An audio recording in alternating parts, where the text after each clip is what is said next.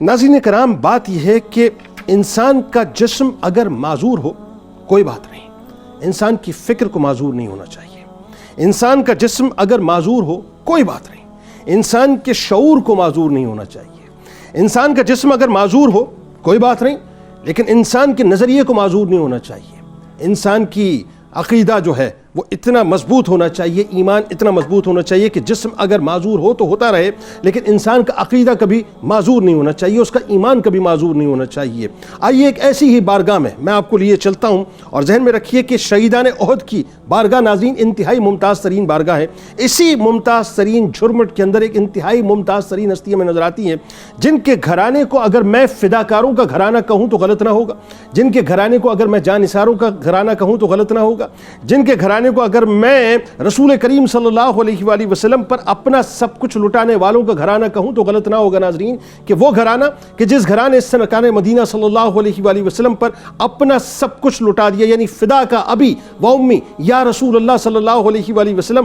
ان کا اول منشور بھی تھا، ان کا آخر منشور بھی تھا، کہ جنہوں نے یہ بتلا دیا اور رہتی دنیا تک بتلا دیا کہ لا یؤمن احدکم حتی اکون احب الیہ من والدہ وولدہ والناس اجمعین کی عملی تفسیر بنیادی طور پر ہم ہیں، کہ جنہوں نے اپنا سب کچھ سرکار علیہ السلام کے قدمین شریفین پہ قربان کر دیا، اور یہ بھی بتلا دیا کہ میرا جسم تو بظاہر معذور ہے لیکن میں نظریاتی طور پہ معذور نہیں ہوں، جنہوں نے یہ بھی بتلا دیا کہ میرا جسم تو بظاہر معذور ہے لیکن میں اپنی سوچوں سے اپنی فکر سے معذور نہیں ہوں، جنہوں نے یہ بھی بتلا دیا کہ میرا جسم تو بظاہر معذور ہے لیکن میں عقیدے کے اعتبار سے قطعاً معذور نہیں ہوں، اور جنہوں نے یہ بھی بتلا دیا کہ میرا جسم بظاہر تو معذور ہے لیکن میرا ایمان معذور نہیں ہے۔ میں بات کر رہا ہوں ناظرین حضرت عمر بن جموح رضی اللہ تعالیٰ عنہ کی، کہ کیا ہی شاندار ہستی ہیں اور کیا ہی شاندار شخصیت ہے، کہ بنو سلمہ کی سرداری آپ کے پاس تھی، یوں کہیے کہ مدینہ پاک کی ایلیٹ کلاس سے آپ تعلق رکھتے تھے، بہت ڈومینیٹنگ پرسنالٹی تھے، اللہ تعالیٰ نے آپ کو بہت کچھ نوازا تھا،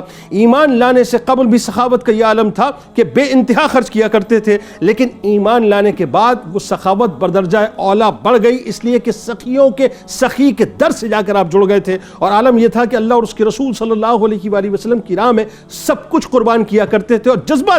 دیکھیے کہ میں نے آپ کو بتایا نا کہ ٹانگ سے معذور تھے، یعنی اب ظاہر ہے میں کیا بس صحیح اپروپریٹ جملہ میرے ذہن میں نہیں آ رہا، لیکن وہی بات ہے کہ ایمان ان کا سلامت تھا، ان کے عقیدے سلامت تھے۔ سرکار علیہ السلام کی بارگاہ میں عرض کرنے لگے کہ یا رسول اللہ صلی اللہ علیہ وآلہ وسلم، بدر کے موقع پہ بھی شہید نہ، مطلب میں شریک ہو کے شہید نہ ہو سکا تھا، اب میں چاہتا ہوں کہ میں غزوہ احد کے اندر شریک ہو جاؤں۔ سرکار علیہ السلام نے منع فرمایا کہ تم پر جہاد فرض نہیں ہے، لیکن اصرار کیا کہ یا رسول اللہ میں قربان ہونا چاہتا ہوں، اور اسی دعا کے ساتھ نکلے کہ یا اللہ میں جا تو رہا ہوں اس میدان میں، لیکن اب مجھے واپس مدینہ پاک کی طرف پلٹانا نہیں۔ اور عالم یہ تھا ناظرین کہ آپ جانتے ہیں کہ ایک موقع ایسا آ گیا تھا احد کے میدان میں کہ سرکار مدینہ صلی اللہ علیہ وآلہ وسلم کو چاروں طرف سے کفار نے گھیر لیا تھا۔ چند ایک نفوس قدسیہ اس وقت وہاں پر موجود تھے جو سرکار علیہ السلام کی محافظت پر لگے ہوئے تھے اور اپنا سب کچھ سرکار علیہ السلام پر لٹانے کے لیے تیار تھے، یعنی دوسرے لفظوں میں ڈھالے کائنات کی ڈھال بنے ہوئے تھے وہ تمام نفوس۔ ان نفوس قدسیہ میں ایک ہستی ایسی ہیں جنہیں دنیا حضرت عمر بن جموح رضی اللہ تعالیٰ عنہ کے نام سے یاد کرتی ہے،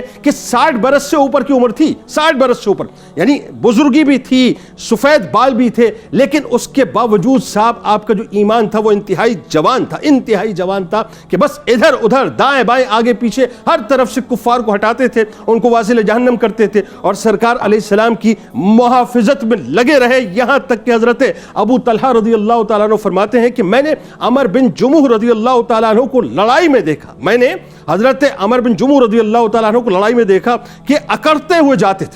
جاتے تھے اور کہتے تھے کہ خدا کی قسم میں جنت کا مشتاق ہوں، خدا کی قسم میں جنت کا مشتاق ہوں۔ یعنی یہ عالم تھا، اور اسی عالم کے اندر آپ نے بھی شہادت کا جام نوش کیا، اور آپ کے صاحبزادے حضرت خلاد رضی اللہ تعالیٰ عنہ، یہ دونوں ہی سرکار علیہ السلام کی محافظت میں لگے ہوئے تھے، اور دونوں ہی نے یکے بعد دیگرے شہادت کا جام نوش کیا، یہاں تک کہ حضرت ابو قتادہ رضی اللہ تعالیٰ عنہ فرماتے ہیں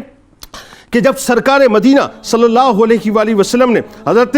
عمر بن جموح کو دیکھا، یعنی ان کے پاس سے گزرے، تو آپ نے ارشاد فرمایا کہ بے شک میں نے تمہیں جنت میں اپنے اس پاؤں کے ساتھ صحیح چلتا ہوا دیکھا ہے۔ یعنی یہ وہ کیفیت ہے ناظرین کہ میں آپ کو کیا بتلاؤں کہ یہ معاملہ صرف یہاں پہ نہ رکا، بلکہ آئیے اس کا ایک اور پہلو میں آپ کے سامنے مختصراً بتا دیتا ہوں کہ ایک طرف تو حضرت عمر بن جموح رضی اللہ تعالیٰ عنہ کا ایمان ہے، حضرت خلاد رضی اللہ تعالیٰ عنہ آپ کے شہزادے کا ایمان ہے، اور ایک طرف آپ کی زوجہ ام خلاد رضی اللہ تعالیٰ عنہ، آپ نے واقعہ سنا ہے نا کہ ایک خاتون مدینہ پاک سے چلی ہیں، ان کو یہ اطلاع ملی ہے کہ سرکار علیہ السلام شہید ہو گئے ہیں۔ اس بے چینی کے عالم میں میدان احد میں پہنچتی ہیں، ان کو بتلایا جاتا ہے کہ